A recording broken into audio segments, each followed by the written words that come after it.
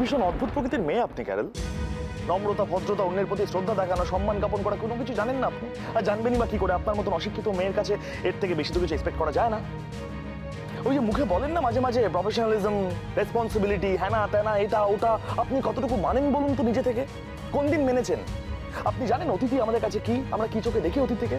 ভগবানের সমান, নারায়ণ, গড। আপনি আসবেন বলে এবারে কিছু লোক এত ছোটাছুটি করেছে আপনি আন্দাজও করতে পারবেন না আপনার জন্য। আর আপনি আসবেন না সেটা জানানোর প্রয়োজন বোধ করলেন না, একটা ফোনও করতে পারলেন না আগে থেকে। আই এম সরি ক্যারেল, আমাদের এখানকার কোনো লোক হলে কিন্তু এটা করতো না। আপনাদের মতন বিদেশিদের কাছ থেকে এর থেকে কি বা বেশি এক্সপেক্ট করা যায় বলুন? আর আপনার জন্য আমি নিজের বাড়ির পুজো ছেড়ে আপনাকে ঠাকুর দেখাতে নিয়ে গেলাম, কারণ আপনার ভালো লাগবে তাই। মানুষের তো কৃতজ্ঞতা বোধটুকু থাকে। সে ছাড়ুন, আমি কোনো বেশি কথা বাড়াতে চাই না, অনেক বলে ফেলেছি। আপনি আপনার এই সাদা ধপধপে মুখটা আমাকে আর দেখাবেন না, আমার ভালো লাগে না। আপনি এই বাড়িতেও আসবেন না, আর যোগা সেন্টারেও কখনো আসার চেষ্টা করবেন না। বুঝতে পেরেছেন আমার কথা? নমস্কার।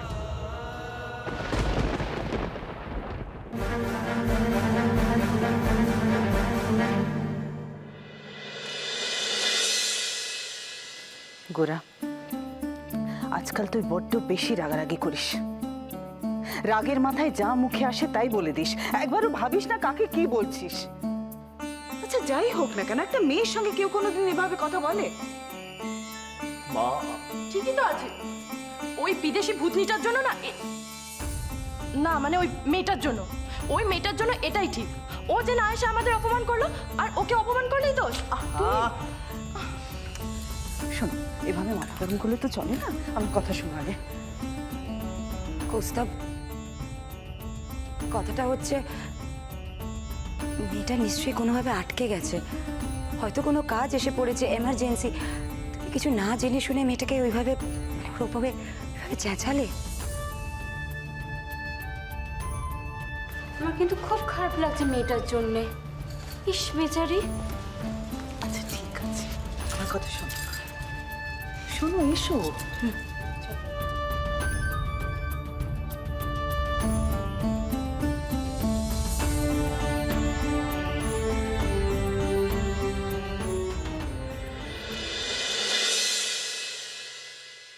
বাবা,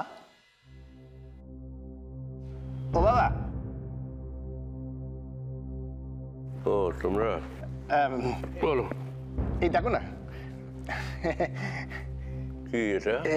এই দেখো না, এই ট্রাঙ্ক খুলে খোঁজাখুঁজি করতে গিয়ে এটা তোমার মেজ বৌমার আমি খুঁজে বার করলাম। অ্যালবাম? অ্যালবাম, ওই পুরনো ছবির অ্যালবাম, বুঝেছো? এই সব ওই সংস্কার বাড়ির পুরনো ছবি এতে আছে।